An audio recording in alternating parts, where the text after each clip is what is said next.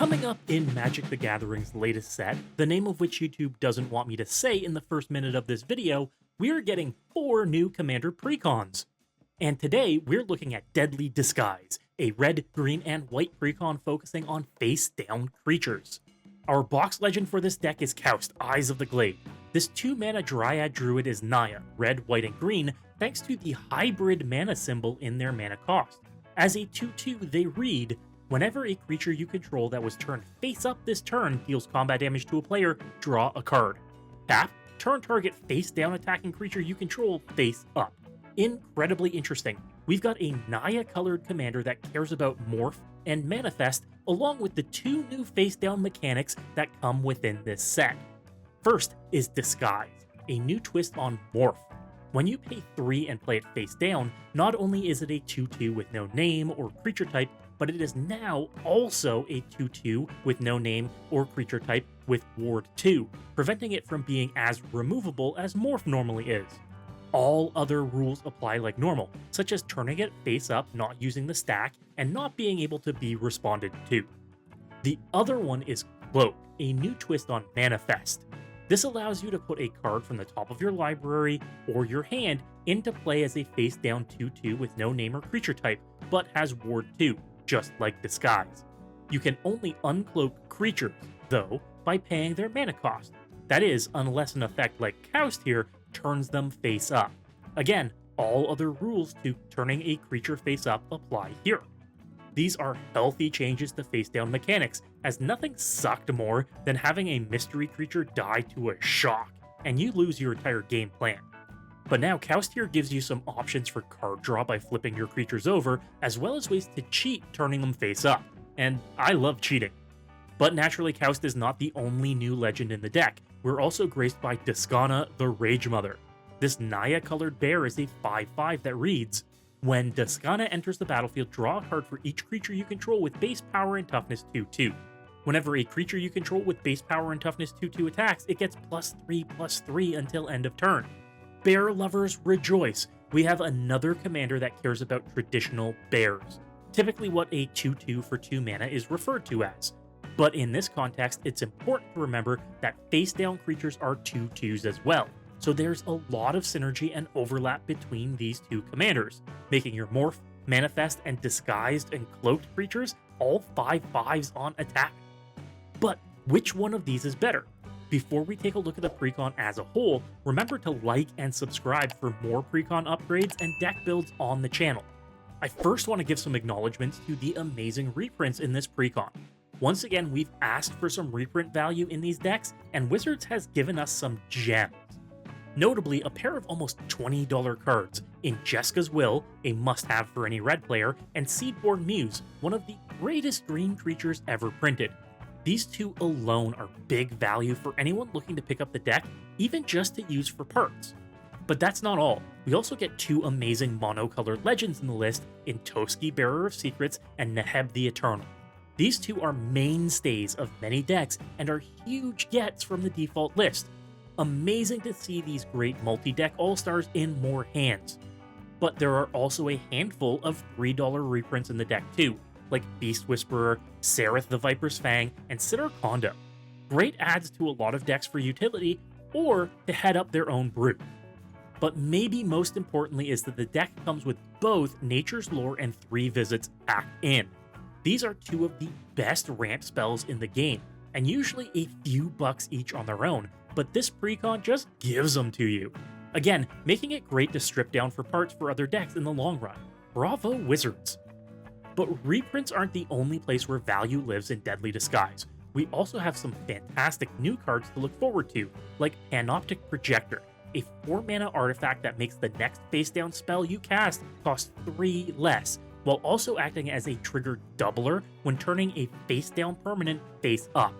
This is a must-have and must-get for anyone with a Morph deck, which, admittedly, still makes it pretty niche, but also makes it pretty crucial to decks revolving around those strategies. In combination with Kaust, it means you can be casting and flipping a creature for free while doubling its trigger, and that's amazing value in this brew.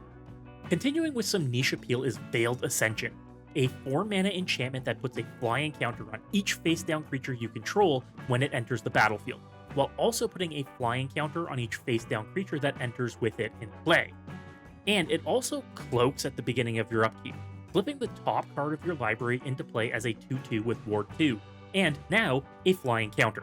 A 2/2 flyer for free every turn is pretty okay on its own, and now these cards, when they're turned face up, retain flying. Pretty neat that, with Kaust, you could end up with a flying counter on enchantments, or lands, or other permanents you might not be able to give flying. What does that achieve? Nothing apart from being pretty neat, and that's good enough in my book. Show-Stopping Surprise is another good card made just for this deck. A 5-mana instant that's basically a Chandra's Ignition that won't damage players, just creatures, but it also lets you flip up the targeted creature for free. It's simple but effective, a board wipe that both cheats the cost to turn a creature over and clears the path for punches. There's a lot you could exploit here as well, as the creature itself does the damage, so flipping over a creature with lifelink means you could also gain life equal to its power for each creature in play, and that can be a lot. Another new legend in the deck is Tessic Judas Hellhound. This 4-mana 3/3 elemental dog has Unleash, a returning mechanic that lets you choose to have it enter with a counter for the cost of it being unable to block. It also grants other dogs you control Unleash too, so expect players to put this in their Rin and Ciri decks. But importantly, creatures you control with counters on them, and kind of counter on them, have haste. And when Tessic attacks, add a red mana for each attacking creature. Note that this mana doesn't stick around as you change phases, so either do something with it right away like activate abilities, or lose it for good. I like Tessic here, and I think it's good in the 99 for dog decks that, yes, do exist. You also have to jump through some hoops to do something with all of those mechanics on it as well, like puzzle how to use the mana each combat. Do you use a Horizon Stone to try and hang on to the mana for a big spell later? Or do you pump it into activated abilities or unmorphing creatures? Again, some good possibilities. Also new in the list is Print Lifter Ooze, a 2-mana ooze with Death Touch. Yay, a new ooze! It also says that whenever it or another creature you control are turned face up, you make a 0/0 ooze token with Trample that enters with a number of +1/+1 counters on it, where X is the number of other creatures you control. It does have Disguise for 4 mana. And in this deck, it is a great way to double up on your creatures. You'll be turning over a lot of cards as just about everything in this list flips somehow. You could easily play this face up, flip a creature with Kaust to make a 3/3 trampling ooze if that's all you had in play, for 0 mana. And that's good value. Lastly, we have Bolt Bender. For those old school enough to look at a morph and say, it's always Will Bender, welcome to the newness. This 4-mana 4/2 has Disguise for 2, and says when Bolt Bender is turned face up, you may choose new targets for any number of other spells and or abilities. Simple, it's a deflecting swat when it's turned face up. This thing will have your opponent sweating whenever you have a face-down creature in play, especially if you peek at your face-down creature whenever someone casts a spell that targets, just to keep them on their toes. I really like the utility flip creatures like this. Not exactly one that works with Kaust in the deck, as you don't really want to flip it without any targets, but it's definitely one that you can sit back with, chill, and pop when someone tries to get you. It's interesting to see that, unlike some of the other precons for Murders at Karlov Manor, the exclusive cards in this deck all care about face-down cards except for Tessic. That does mean that the new, unique cards in this deck aren't exactly going to suit your other brews that don't follow this theme, so be aware of that.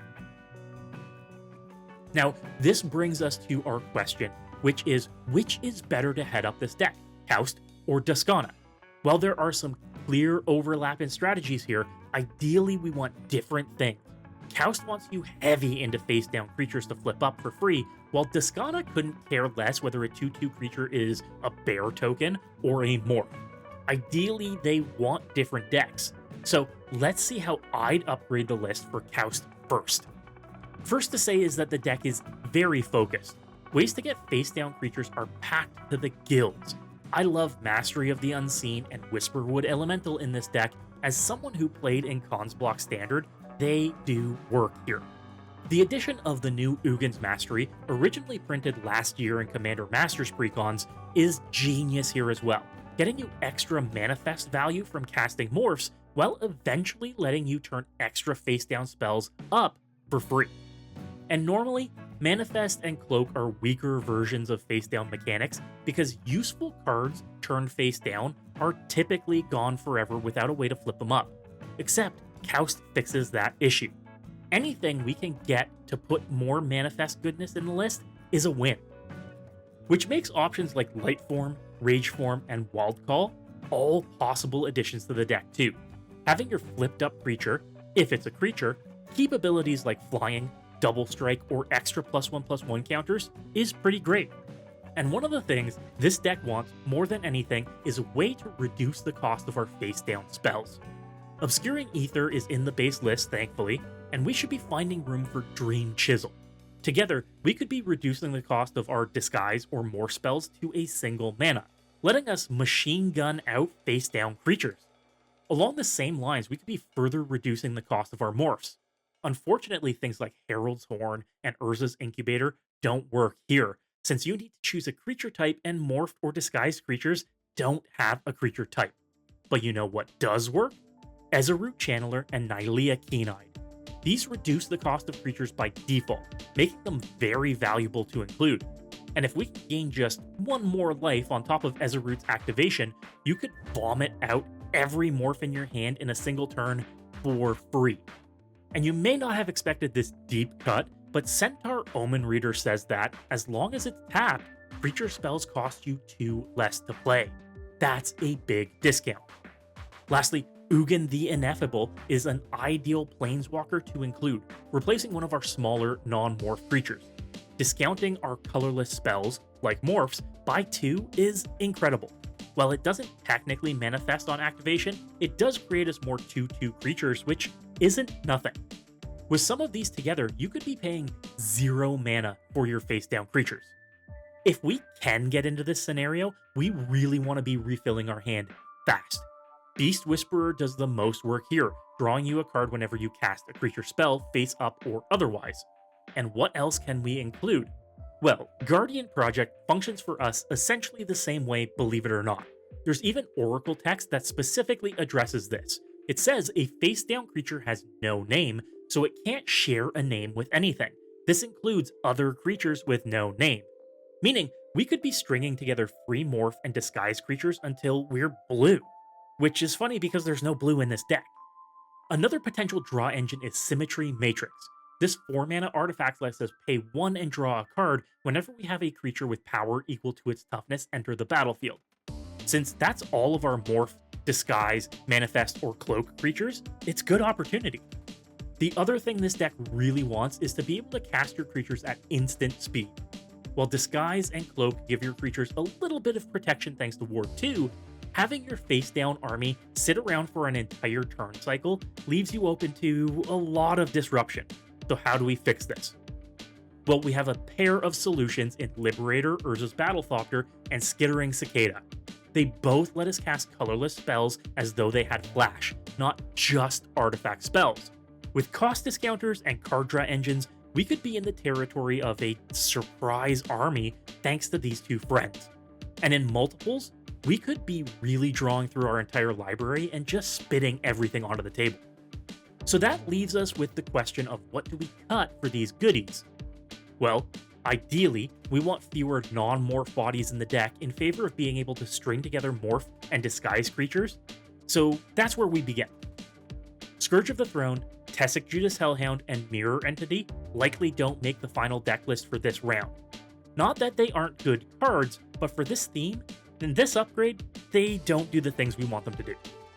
Poor Steve is likely outclassed in the list as well, with on-theme ramp like Nervous Gardener and conflicting 2-mana ramp with 3 visits and Nature's Lore, along with being the same mana value as our commander, he just doesn't stay in the deck. Same can be said for Wild Growth. With the much more on-theme ramp options of Trail of Mystery already in the deck, this classic is good but not great for us and gets cut. Ransom note, in all the Precons doesn't stay either. It's cute, and in this deck can cloak a card for us, but we have better things that we want to be spending mana on. We have Fell the Mighty, Austere Command, and Dusk Dawn in the deck, and we're already at a saturation of board wipes for what is a creature-heavy list, so I think it's safe to cut at least one of these. Show-Stopping Surprise is a much more on-theme board wipe that doesn't leave us completely disarmed either, which likely leaves Dusk Dawn as the least flexible of the remaining spells. Let's cut it. Now, in terms of other cards to cut, we have to look at a few supporting creatures or the weaker side of our existing morphs. While I like Sereth for making our creatures harder to block and remove, and she untaps Kaust for an extra use, she ends up being mana intensive. Since we remove Scourge of the Throne, Imperial Hellkite is left with nothing to search when turned face up now, rendering him as nothing more than a big flyer. And Broodhatch Nantuku is a cute trick, flipping up while blocking a big beastie and making a boatload of insects, but it's not something that's going to get players often. No one is going to attack into your mystery team unless they can be assured they aren't being blocked, and no one knows what a face-down creature will be. It could even be a boat. This leaves us with a lean, mean, face-down machine, with some cool synergies and tricks, which is absolutely fantastic for a Kaust build. But what if we want to turn this into Duskana's deck? What do we change? Let's reset the list back to default and take a look from the top. For the direction I want to take Duskana, we can include some morphs, but I really want to up the bear count in the deck. Let's make 2/2 tokens as much as possible, and let's try to wreck shop with what everyone expects to be small creatures. Let's get Ayula's Influence and Bearscape into the deck right away. These can turn extra lands in our hands or cards in our graveyard into 2/2 bear tokens that Duskana turns into 5/5s on attack. This makes us some ferocious attackers and throwaway blockers while ensuring dead cards in our hand have some use. Together, these two make 3 2/2 bear tokens for 2 mana and exiling 2 land cards from our hand. That's not nothing when it happens at instant speed. Hessic Cagebreakers is also a fantastic way to make a boatload of 2/2 tokens the longer a game goes on, and the bigger your graveyard gets. Just be careful, as the tokens it makes are tapped and attacking, they don't get the Duskana pump the first turn they come out. But every other turn, when they attack, they're all 5/5s. Following this theme, I want to focus on Duskana's ability to pump 2/2 creatures.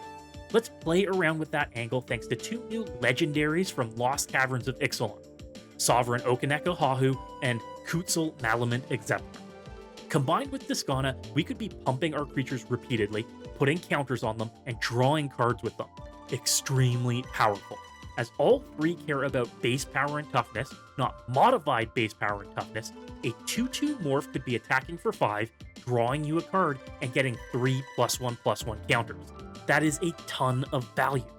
Getting some creatures in the deck that are naturally 2/2s makes sense as well, so we have less of a reliance on the mana-intense morph portion of the list. Some of the best we could be adding in are creatures like Solemn Simulacrum, Goblin and Archomancer, and Mentor of the Meat. While they're 2/2s themselves, they provide some good value, ramping, reducing mana costs, and drawing cards, while still being able to swing as 5/5 creatures thanks to our commander. And since we're focusing on smaller creatures, we could really exploit that further with Takasha's Welcome, which should be added to the deck. It triggers from mana value 3 or less creatures, like morphs and tokens. If we can make a 2/2 on other players' turn, like with Ayula's Influence or Bearscape, we could be drawing multiple cards per turn cycle, and that is real good. Lastly, I think Wolfpack's Howl is worth a slot in the list. As long as our opponents have 4 or more cards in hand, this starts making us 3 2/2s at the end of each of our turns. By the time they attack, they're 5/5s as well. And at 4 mana, it ramps well into our commander at 5. It's a solid add. And that leaves us pondering cuts.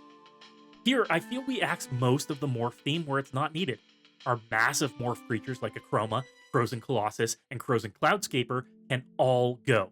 We aren't looking to cheat our unmorph costs anymore, and these become prohibitive to actually use fairly.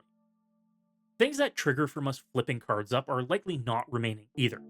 Temur War Shaman, Salt Road Ambushers, and the new Show-Stopping Surprise don't make the final list. We're not caring about our creatures remaining 2/2s more often than not, and if we're flipping a creature over, it's gotta be for utility. Ransom Note, once again, doesn't make the final list either. Again, it's cute utility if you're playing the deck out of the box, but if we're making changes, it just doesn't stay. Imperial Hellkite, Root Elemental, and Exalted Angel are all our final cuts to the deck. Again, these are costly to flip up, or by flipping them up, we lose out on more benefit than we gain since they don't get pumped by our commander any longer. With all that being said, we've turned the deck into a lean 2-2 machine, with synergies for being able to attack easier, utility in flipping up creatures when needed, and altogether being an aggressive list. Worst case scenario, we recast our commander a few times to draw cards for all of our 2-2s. That doesn't sound bad to me. Now you tell me which of these lists you like better, Kaust's Face Down Festival or Duskana's Bear Rampage. This Precon has some amazing pieces and parts, and with a deeper tune-up, could go either way into a fun deck with great synergies that end up being a lot of fun to play at any table. Never underestimate a face-down creature. If you want to check out the full deck list along with my upgrades, check out the link in the description to my sponsor, Moxfield. Moxfield is the greatest deck building platform in the world and makes it easy to review ads and cuts with the history feature. While you're there, be sure to follow my profile. And while you're here, be sure to check out these other Murders at Karlov Manor brews. If you were inspired to build today, you have to hit that subscribe button. And as always, folks, good luck and have fun.